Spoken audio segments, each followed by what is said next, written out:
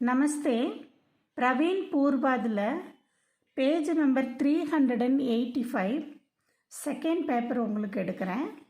सरवणा guide Hindi साहित्य के काल विभाजन के आधार की चर्चा करते हुए काल विभाजन का निरूपण कीजिए. हिंदी சாகித்யன்னா ஹிந்தி லிட்ரேச்சரில் வந்துட்டு இலக்கியத்தில் கால விபாச்சனா டைம் டிவிஷன், இது ஆதி கால் மாடர்ன் கால் அப்படின்னு பிரிச்சிருக்காங்க. அதை ஆதாரமாக வச்சு ஆதார் பர் சர்ச்சா கர்த்தே ஹுவே, அதில் வந்து இப்படி வந்திருக்கலாம் அப்படி வந்திருக்கலாம் அப்படிங்கிற சர்ச்சானா வாதம் பண்ணுறது. கர்த்தே ஹுவே விபாச்சனுக்கா நிருப்பன் கியே, அது எப்படி ஆயிருக்கு அப்படின்னு நிருப்பன்னா வர்ணன் எக்ஸ்பிளனேஷன் கொடுங்க பார்க்கலாம், யார் யார் எப்படி எப்படி சொல்லியிருக்காங்க அப்படின்னு. முன்னுரை பார்க்கலாம். ஆரம்ப பிரஸ்தாவனா. हिंदी साहित्य एक लंबे समय का इतिहास रखता है. हिंदी साहित्य हिंदी लिटरेचर வந்து அதுக்குன்னு ஒரு லம்பே சமயம் நீண்ட கால வரலாறு வச்சிருக்கு. विद्वानों ने इस लंबे इतिहास का काल विभाजन किया है. विद्वानोंனா அறிஞர்கள், எழுத்தாளர்கள், பெரிய பெரிய லிட்ரேச்சர் இலக்கியம் தெரிஞ்சவங்க, அவங்க வந்து லம்பே இதிகாஸ்கா கால விபாச்சன் கியா, ஒரு பெரிய வரலாற்று, லம்பே இதிகாஸ்னா நீளமான வரலாற்றுக்கா கால விபாச்சன் கியா मतलब டைம் டிவிஷன் பண்ணியிருக்காங்க. काल विभाजन और उनके नामकरण में भेद पाया जाता है. काल विभाजन டைம் டிவிஷன்லேயும் அது உன்கே நாமகரன், அதுக்கு பெயரிடுதலையும் பெயர் சூட்டுறதுலையும் நிறைய பேது பாயா ஜாத்தகை, நிறைய டிஃப்ரெண்ட் டைப் ஆஃப் ஒப்பீனியன் இருந்திருக்கு, நிறைய மாறுபாடுகள் நிறைய இருந்திருக்கு. रामचंद्र शुक्ल जी ने ही सबसे पहले साहित्य के इतिहास का काल विभाजन किया जो इस प्रकार है.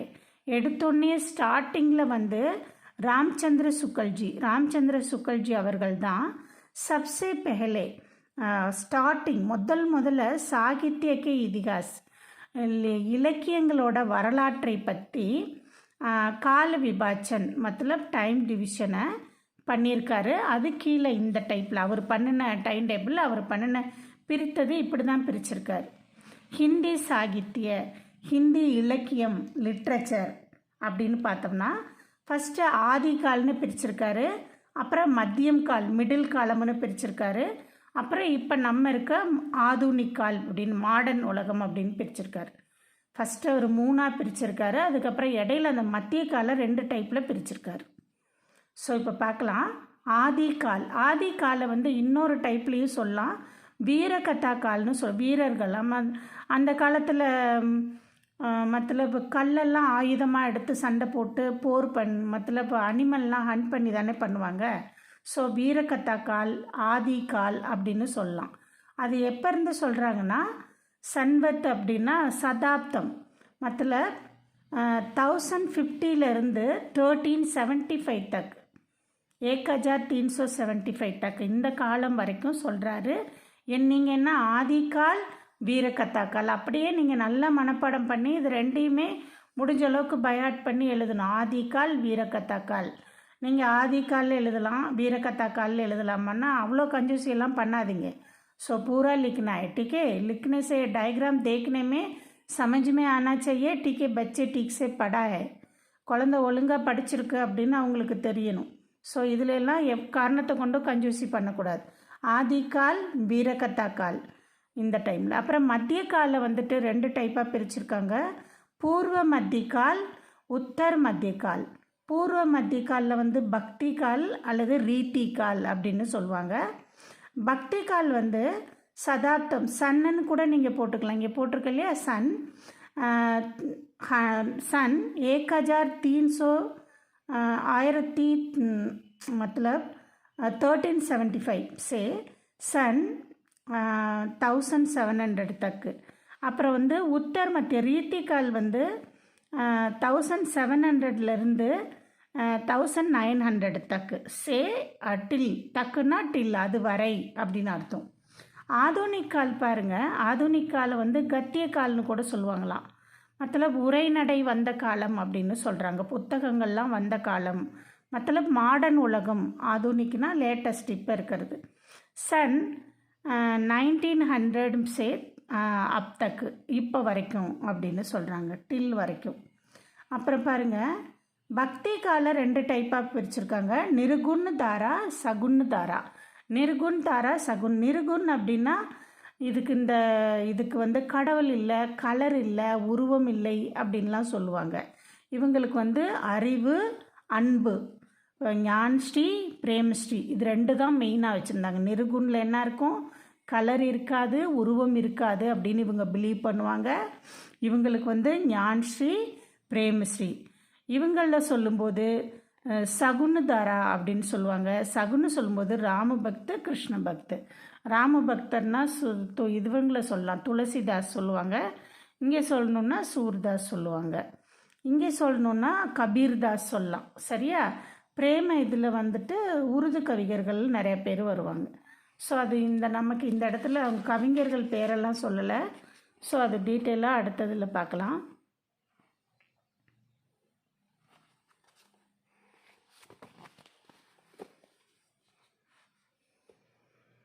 शुक्ल जी के बाद अन्य कई विद्वानों ने भी इस संबंध में शोध किया. சுக்கல் ஜிக்கு அப்புறம், அந்த சுக்கல் ஜி தான் ஃபஸ்ட்டு கால் விபாச்சன் பண்ணியிருக்காரு. அவருக்கு அப்புறம் அந்நிய கஹி வித்வானோனே இன்னும் நிறைய பேர் வந்திருக்காங்க. மேபி இஸ் சம்பந்தமே, இது விஷயமாக ஆராய்ச்சி, சோதனை என்ன, ஆராய்ச்சி கியா, அவங்களும் ஆராய்ச்சி பண்ணியிருக்காங்க. ஆறு கால விபாச்சனுமே, அந்த டைம் டிவிஷனில் வந்துட்டு சன்சோதன் கியா மத்தலப் சுதார் கியா, மத்தலப் நிறைய கரெக்ஷன்ஸ் கொண்டு வந்திருக்காங்க. சுக்கல்ஜிக்கு அப்புறம் வந்தவங்க நிறைய பேர் நிறைய திருத்தங்களை கொண்டு வந்திருக்காங்களாம்.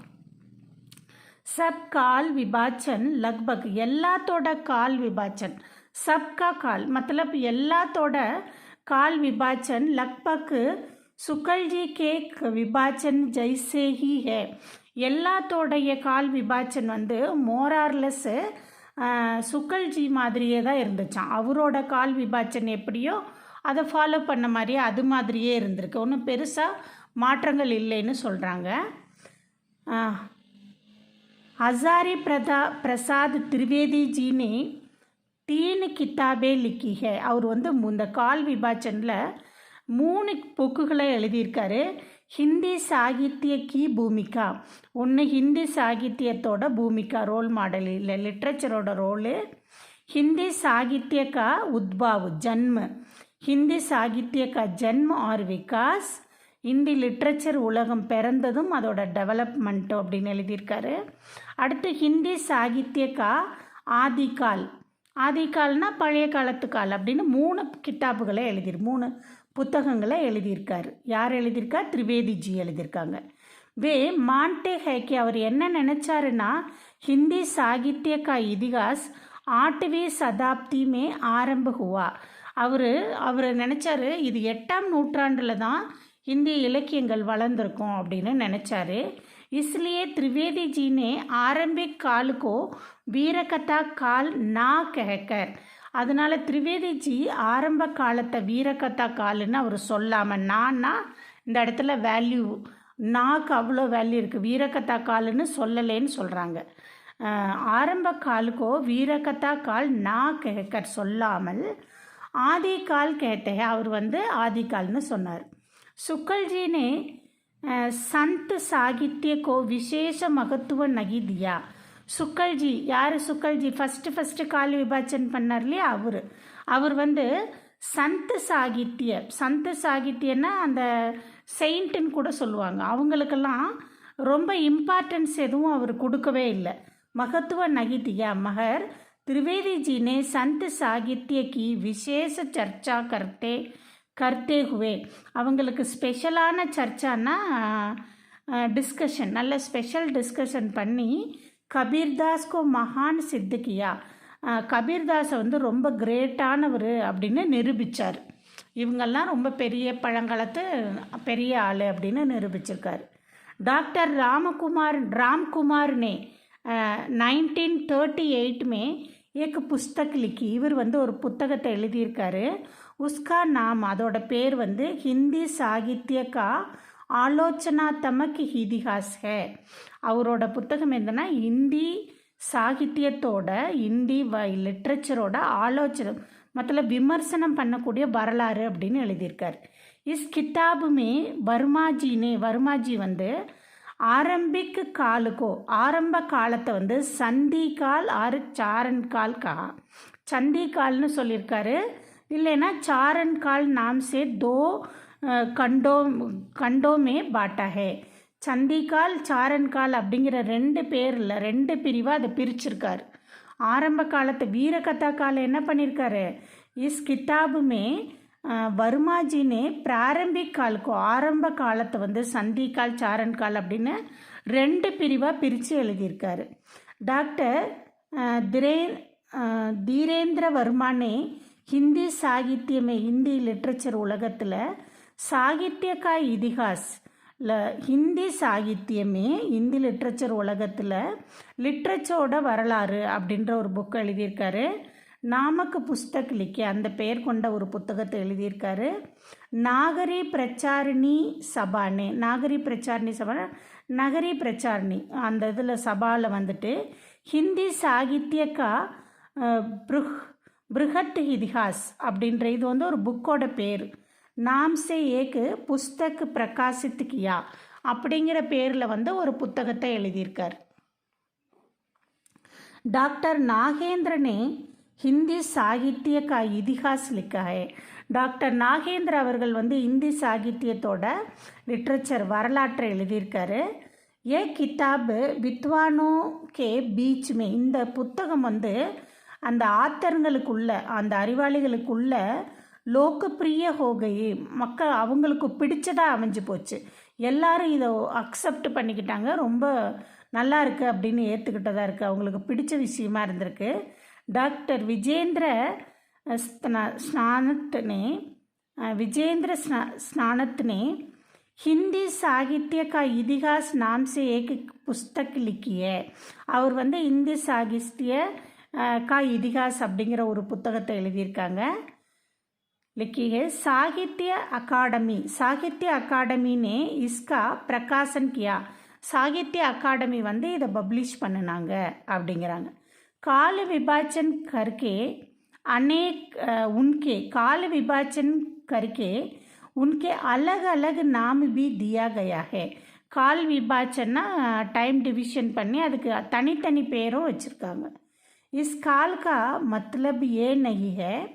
இதோட மத்லபு ஏ நஹி இதோட அர்த்தம் இது இல்லை. ஏக்கு கால்மே அந்நிய பிரகார்கி ரச்சனாயே ஹுயி நஹி.